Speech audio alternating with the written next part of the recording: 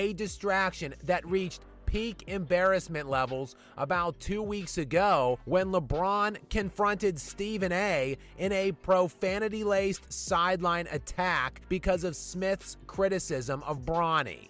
That's my effing son. Stop effing with my son. Nah, man, straight up, man to man. Real talk. Stop effing with my son. Luckily, though, James has surrounded... You know what's so funny, dog? About LeBron doing that? Like, this man literally, that's my son. Keep my son name out your mouth. I have yet to see a meme or anybody talk about how similar him approaching Stephen A. was to Will Smith slapping the shit out of Chris Rock. Outside of him actually putting hands on Stephen A., he did everything else that Will Smith did, and we roasted Will Smith for a whole entire year. Actually, Netflix specials came out talking about it, documentaries.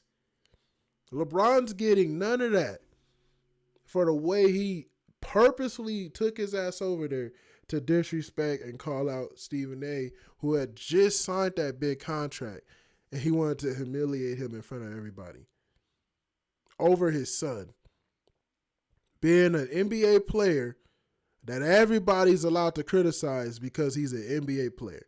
And for people in the comment section who sit there and go, he's a rook, where so much hate for a 55th pick.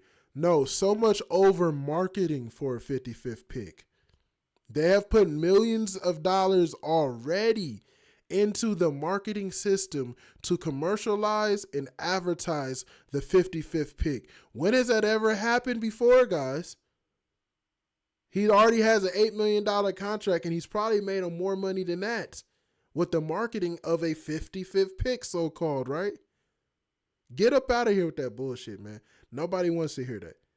Nobody wants to hear that. He's a grown man now. He's an NBA player. If he sucks, he sucks. It is what it is. Surrounded himself with the right amount of sycophants to make this whole thing work out. Bronny has his head on straight, like he gets it. And since day one, I've just been impressed with the person that he is. And last night... Bro, the cringiness on his face, if you look at how hard this man is cringing to make up these lies about some young NBA player. Look at this. Since day one, I've just been impressed with. He's just lying. And kudos to the ability that white people have to just lie like this. Just this whole, you can make a lie sound like a children's fairy tale book. Like it's like as if he's reading Green Eggs and Ham right now. Like, that's how easy it is for him to lie. And it's such a shame, bro. But this is just the reality that we live in. This is the system that is created. It reminds me too, I just started watching this show, and I know I'm late to it, but I started watching a show called The Boys. And it's basically like a parody of the Justice League, to be honest with you. But they're all like effed up people, and it's this big corporatocracy called Vault that runs all of the superheroes, and their Superman is called Homelander. If you haven't seen the show, you should check it out. It's really good. But watching that show made me realize, like, once I got through the first season, I was like, wow, this show actually, to me, just depicts the reality that we live in, where no matter how despicable a person is, no matter how horrible people are, it's never going to make the press. It's never going to make the media, because they bring in so much money to these people that it doesn't matter if they go around on a killing spree. They'll never be held up for their crimes or their former sins. It doesn't matter that Delonte West is sitting somewhere in Texas with a needle in his arm right now, and no one knows how he got there. But we know what he did to LeBron's mama. It doesn't matter that LeBron dumped like 50 players already in his tenure, where he's dumped them, including his best friend in Dwayne Wade, his sidekick in Kyrie, who asked for a trade after he seen LeBron tried to trade him. And that's the craziest thing. LeBron tried to trade Kyrie for Paul George and Eric Bledsoe. Nobody talks about that, though. Nobody talks about that in being why Kyrie wanted to get traded. They just say Kyrie's a crazy flat earth theorist. Every other man can catch bullets, strays, and shrapnel, but not LeBron, because he's Homelander. Now, he don't have the gifts that Homelander has. He's not as good as Homelander. He's a fraudful Homelander, but he's marketed like Homelander. He just brings in too much bread. He owns too much. He's able to have his own agency in Clutch Sports. It's too much of a conglomerate for anybody to ever really hold him accountable for any crimes.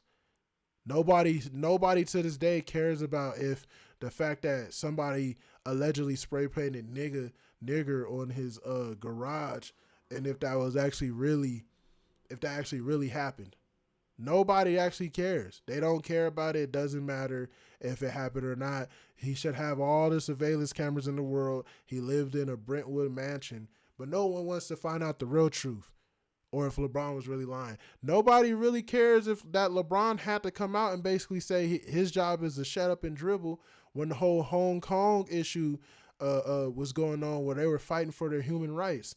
And Daryl Morey basically was a whistleblower and got the league in trouble. Nobody cares that LeBron basically lambasted Daryl Morey for fighting for freedom. Even though LeBron said to himself, or said to everybody, no matter where in the world issues are, he's gonna be there. He's a social justice warrior for everyone. Like, nobody cares about any of this stuff that LeBron does. It always gets swept under the rug, and that's because he's proverbial Homelander in this world. Like, he makes them too much money for anybody to really care, and fans are just too stupid. They're never going to open their eyes on how despicable a person might be. And that's the thing about LeBron. It's not it's not the fact that LeBron can't play basketball. People don't sit here and make videos just because LeBron's a bad hooper or something like that. That's not the biggest problem here. The biggest problem is you guys are lying to us and telling us he's the best thing we ever saw. And we just know that that's just not the case. And he's lying to us he calls himself the GOAT all the time. He's so delusional. And he's the only person to ever do this, and he's not even shamed for it. It's like, we sit here, we listen to the stories. This is the greatest thing we ever saw. He's the greatest person to ever play. He's the greatest passer of all time.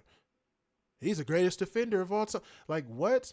None of this stuff is true. None of this stuff ever happened. It's all a fanciful lie. People who have watched basketball can see out their own eyes because they have a history of former players that we've seen before, but it doesn't matter.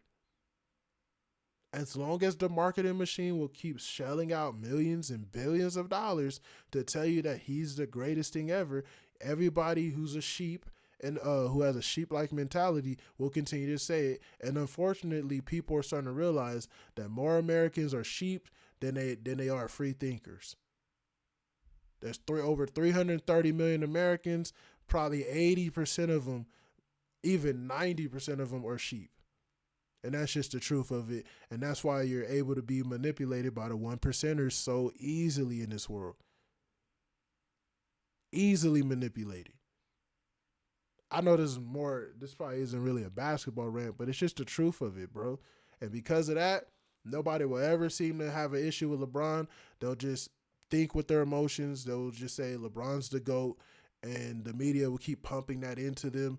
And even if you were watching this video right now and saying, maybe he has a point, you'll immediately see him play against the Bulls today. You'll see him maybe drop 20 points and say, nah, he's tripping. Look at the triple-double. Even though he'll probably be like a -7 or -10 in the plus minus. No, it doesn't matter. Bron's GOAT. He's my dad. I'm back to the hypnosis. That's because you want to be hypnotized. That's because you want that for yourself, but it is what it is. With the person that he is. And last night, Bronny had himself a big night with Daddy watching on from the sideline. The Clown Prince Jr. played a whopping 30 minutes. Bro, I didn't even watch this game. I won't even lie to y'all. Matter of fact, the reason why I didn't watch this game is because the moment I turned in and I was probably 8 minutes late. So I'm it's like the beginning. It's like the last 4 minutes of the first quarter. I saw Marquise Morris playing.